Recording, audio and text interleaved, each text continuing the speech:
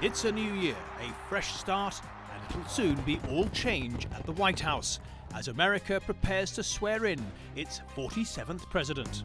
Elon Musk, a non-elected billionaire serving as president.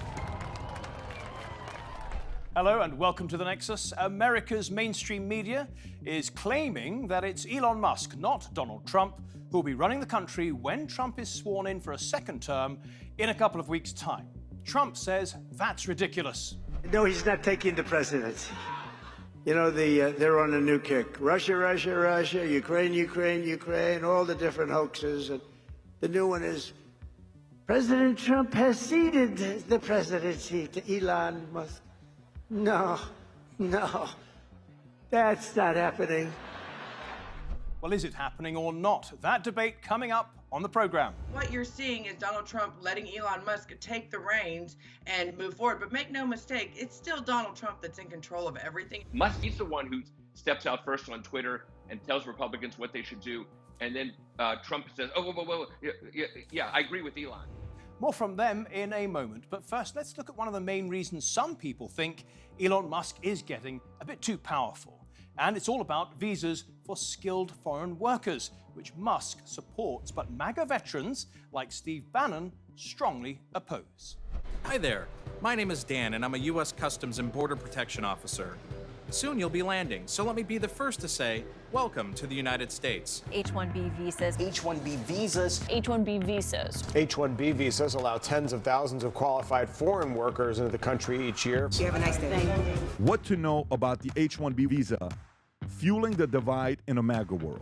Musk and Ramaswamy want the U.S. to continue giving visas to skilled immigrants who have been a crucial part of the Silicon Valley workforce. Vivek Ramaswamy is now coming out and saying American culture is horrible, Indian culture is better. Ramaswamy said American culture celebrates mediocrity over excellence. Trump himself, who I should note restricted H-1B visas in his first term, has said on the campaign trail this time around that he did want to make it easier for educated foreigners to work in the U.S. Widespread abuse in our immigration system is allowing American workers of all backgrounds to be replaced by workers brought in from other countries to fill the same job. This will stop. Somebody graduates at the top of the class, they can't even make a deal with the company because they don't think they're going to be able to stay in the country. That is going to end on day one. He was opposed to this visa program. He has now said that he supports it. Why'd you change your mind on H-1B visas, sir? I didn't change my mind. I've always felt we have to have the most competent people in our country. We need competent people. We need smart people coming into our country. Trump is siding with Elon Musk on the sensitive issue of H-1B visas. The H-1B visa program is a total and complete scam concocted by the lords of easy money on Wall Street and the oligarchs in Silicon Valley. The broader debate reveals a significant rift in Trump's MAGA base. Other Democrats have begun calling Musk, not Trump, the president. President-elect Trump. It feels like as if Elon Musk is our prime minister, unelected, but I mean, he has a voice, and I think large part of that voice is a reflection of the voice of the people. The tech right versus the MAGA right is really a long-standing split in the Republican Party. It's actually conservative and Republican Party orthodoxy to support high-skill immigration. We hope you have a pleasant trip and enjoy your time in the United States. Okay, let's bring in our guest now to discuss these visas. And we have the CEO of Perplexity AI, Aravind Srinivas. We have the lawyer, Sara Blackwell, who represented laid-off Disney tech workers, many of whom were replaced by foreign workers, and Ron Hira, a politics professor who has testified to Congress about the H-1B visas. Welcome to the program, everyone. Ron, what is your concern about these visas? Sure. The purpose of the visa is to fill labor shortages when there's not enough U.S. workers. But in a classic bait and switch Washington move, instead they've written rules that enable firms to bring in the visa workers at below market wages. They're cheaper, and then they're tied to their employer, so they're indentured. So the program doesn't meet what its intent was, which is to bring in specialized people to fill shortages. Aravind, you run a large company. Is that the case? Employers are just exploiting these visas to undercut American workers? Well, like everything, every claim, there's always nuance there, right? Some employers have attempted to do this, and there's a study on Bloomberg about this that people should go check out on how outsourcing and IT firms have done this. And it's by trying to do multiple entries for the same worker and uh, trying to pay them lower in order to make up for the application fees. But majority of them are still trying to hire really high qualified people. In particular case that this whole issue has been an outrage for is Indian tech workers, and I think it's well known that the median Indian household earns more than almost any other household in America, and the median tech employee's salary is more than the median salary in America. So it's not true that like H-1B is primarily used for paying people low and getting underqualified people. They may be If that earning was true. more, but for the work they do in the role that they occupy, their American counterparts could be earning even more. Sarah, come in. Yeah. In my unique position, I've spoken to many foreign workers over the last 6 to 8 years and American workers in tech, and that's just not the experience that they're having. They're having, and even the Indian foreign workers that are here on H-1B who I speak to, they are, like Ron said, indentured to the employer that sponsors their H-1B visa. I mean, the wait period for an Indian to get a green card through the work visa is like over 100 years. So they cannot get any other job in the US unless they find someone to sponsor their H-1B and it's approved. So they're stuck in these jobs where they don't really have rights. And I don't know where the stats are coming from for the mean amount that the Indians are making, but the ones here on H-1B, that's that are working for Cognizant and TCS and Emphasis, that's just not the experience that I'm hearing from the hundreds or thousands that are contacting me. So, Ron, what does that mean for American workers then, that Indian workers who have come over on these visas have to be tied to their employer? What does that mean for American workers? Does that mean that American companies can treat them worse? Yeah, absolutely. Because what happens in the labor market is you're competing within that labor market, and so if employers can pay, uh, their indentured H-1B workers less money and control them and give them bad working conditions, yeah, you're going to work till 9 o'clock tonight. The American workers are then competing with that, and it then undercuts both their job opportunities, but also their bargaining power in terms of wages and working conditions.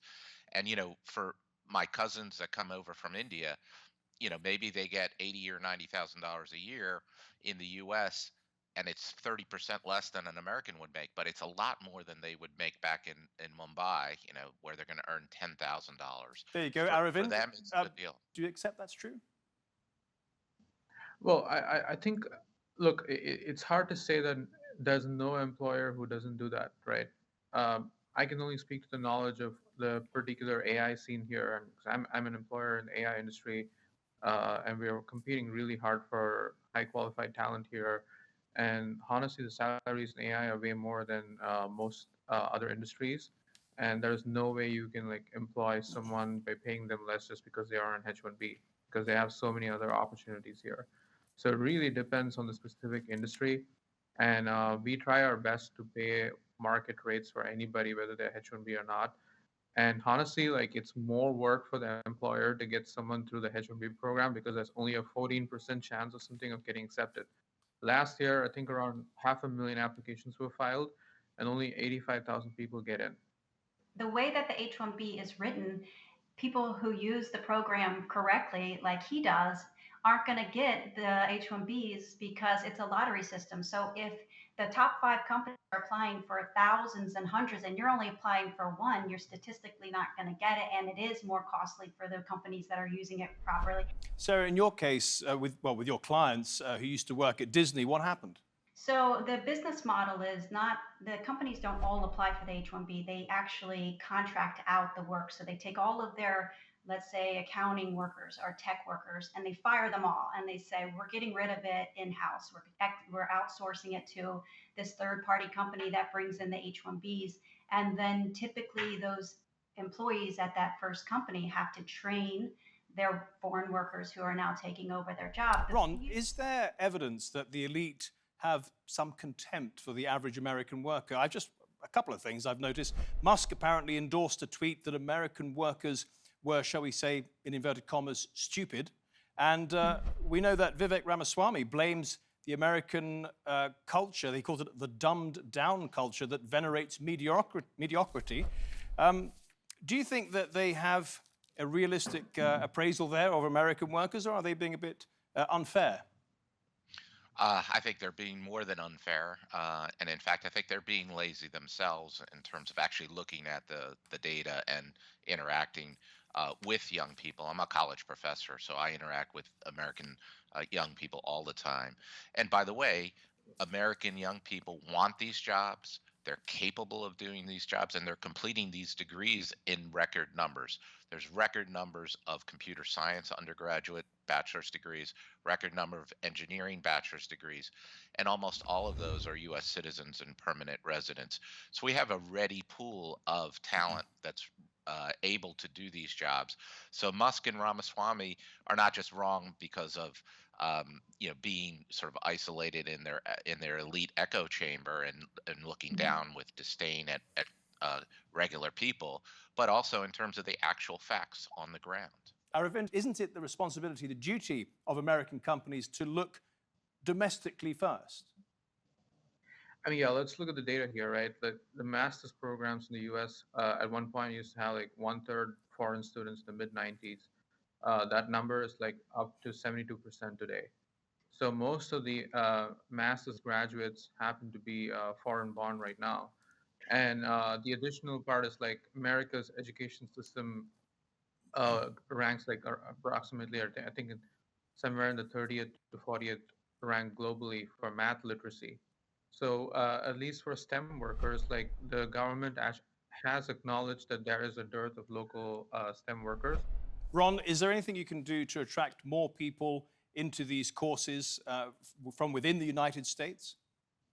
I don't think we need to. That's the issue. There's a big pool of people who are available and able. In fact, the tech industry itself has laid off more than 100,000 workers over the last couple of years, while still scooping up so many H-1Bs at the same time. So you have mass layoffs coupled with mass hiring of H-1B workers in the same job titles, in the same jobs. In my experience, the thousands of workers that I have spoken to who were being terminated were training their workers to do their jobs. It wasn't that there was a lack of American workers available or a lack of American workers with the required degrees. It was literally thousands of people at a time, and it's usually done like 1,000, and then 6 months later another 1,000, and it's all American workers and some foreign workers at the same time if they're American citizens, but they're eventually become a U.S. citizen or even have a green card, but they all get fired and are being replaced and having to train people to do their job, not because they are not able to do the job or not doing a good job, but just because the company saves a lot of money by doing this business model and giving the jobs to the third-party company that gives it to the H-1B workers. Aravind, when doing research for this particular topic, you just have to look at the comments within the YouTube videos, and you'll find quite a lot of suspicion amongst some Americans that because Donald Trump has hired an Indian artificial intelligence advisor and other Indians to high-profile jobs, they are giving preferential treatment to graduates from India. Is there any truth to that Indian CEOs and businessmen have a strong in-group preference for other Indians, for working with other Indians? Not true.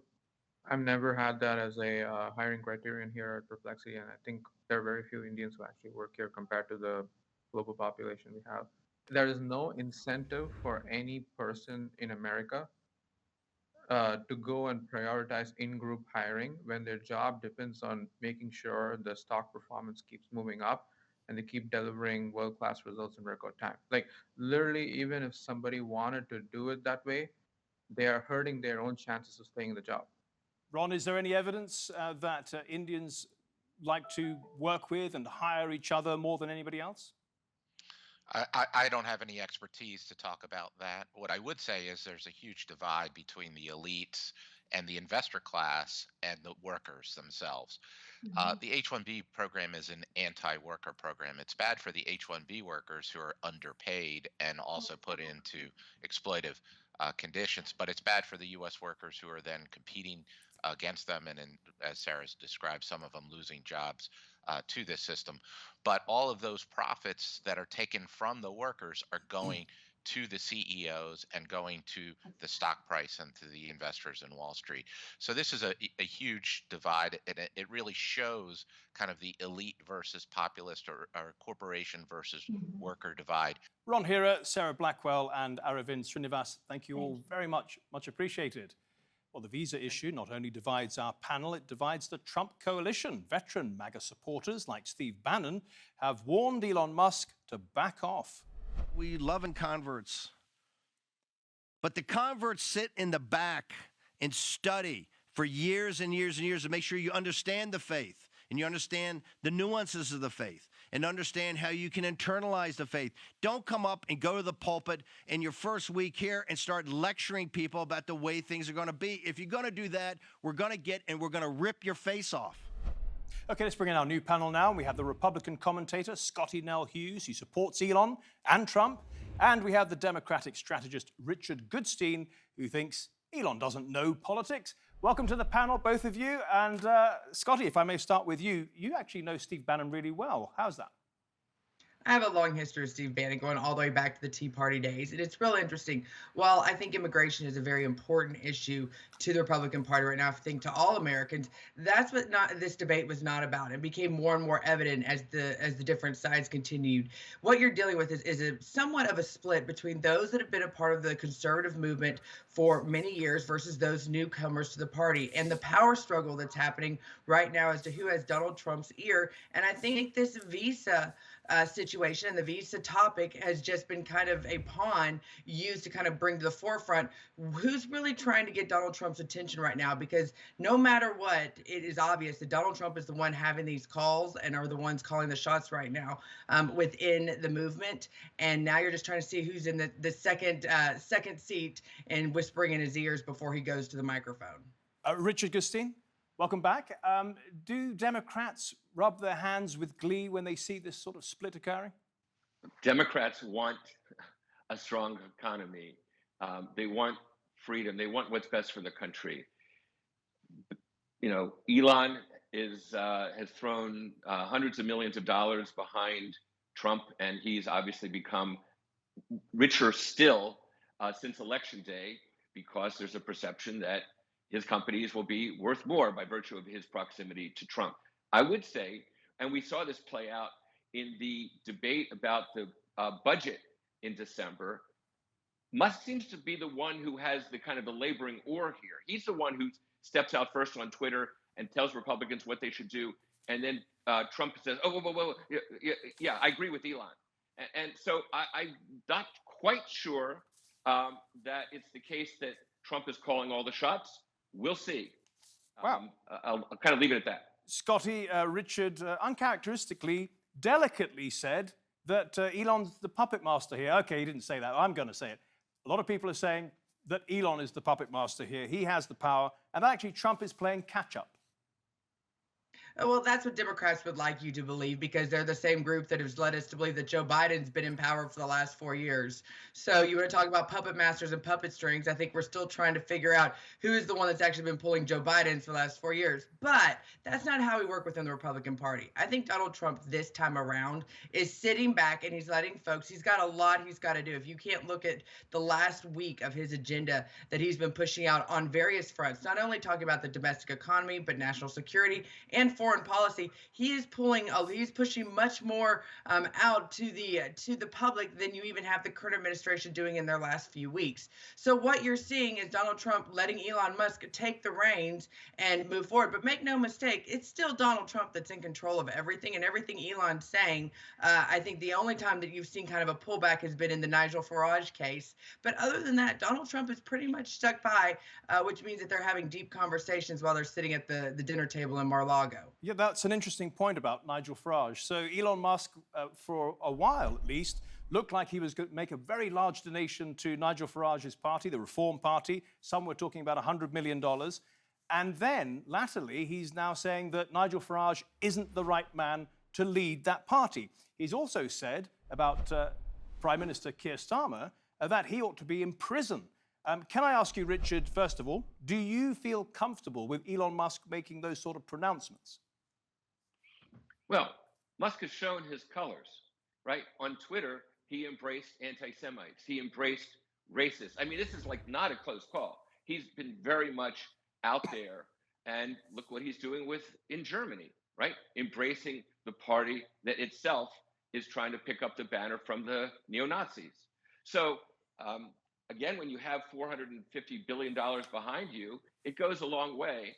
And what role he wants to play in British politics, I'm sure he's going to have a big stamp on there too, and I'm sure it will be similarly racist, anti-Semitic in various respects. And you know, I don't know what we do to stop him, other than the public kind of decides that's not where we are. Let Musk have his fun. If Trump wants to embrace that, so be it. But I don't think that's where most of the public, not just in the U.S. but around the world, finds itself. Scottie, do you think that Richard has a point there, that Elon Musk's support for the AfD in Germany and for Tommy Robinson in the United Kingdom suggests that he is a racist or a far-right supporter? Not at all. I think what's happening is that Elon Musk is finally having the blindfolds that's been put over his eyes taken off, and he actually is seeing the corruption that exists. And let's say, you know, whether you agree with who he's going after or what sides he's aligning with, he's going under the premonition that he wants to expose all of the pedophiles and all of the evil that's been going on with child sex trafficking that's been going on globally around the world, that many people have been trying to put the spotlight on. Elon Musk is doing this. Now, if he's aligning with the different groups, I think he's very frustrated with the current statures and current governments that exist in all these countries that have allowed sex trafficking and these pedophilia rings to be happening. So he's trying to expose who's behind them. So regardless of whether you like who he's falling behind, that's his sole goal right now, whether you're talking about Germany or the UK. And so attack him who you want, but don't attack Elon Musk if you're not attacking the main reason that has caused him to be so angry and exposing him to who the real evil is, if you don't think that's who he's siding with. Richard, just going back to the visa question, it's been reported that the Democrat Party is looking at coming out in favor of the average working man and woman in America and taking this issue over to their side in order to win them back from Trump. Is that a possibility? Look, I think most leading Democrats believe that H-1B visas, getting highly skilled workers into the United States economy, is all to the good. Remember, we've heard leaders in both parties talk about stamping a green card, enabling people to stay in the United States, foreign students who graduate from top universities in the United States. That's kind of widely held. Yes, I think the Democrats have historically stood up for workers, whether it comes to workers' rights, minimum wage, you name it.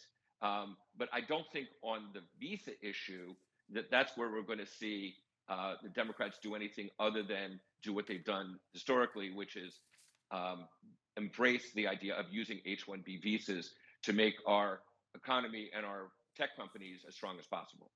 Scottie, just a final question. There's a report in the Independent newspaper that the New York Times reporter Maggie Haberman has been snooping around Mar-a-Lago and elsewhere and has reported that Trump is complaining about Elon Musk in private and that he really hates the President Musk joke. It's not something that he can really live with.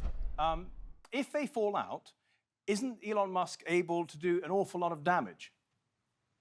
Well, that's what the Democrats, this is a narrative that the Democrats have created, and I really hope that they're trying to keep this way, and I'm hoping Donald Trump calls it for what it is.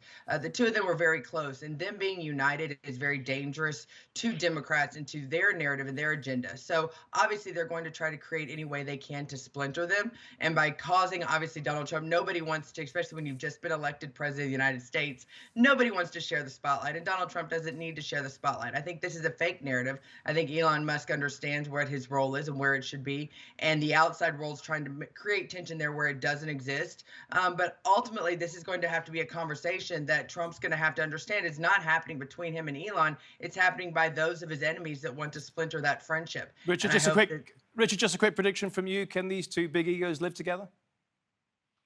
Look, we saw how powerful Musk and Trump were again in December when they threatened to primary Republicans who opposed them when they were calling for the debt ceiling to be eliminated. And guess how many Republicans got scared about that? None.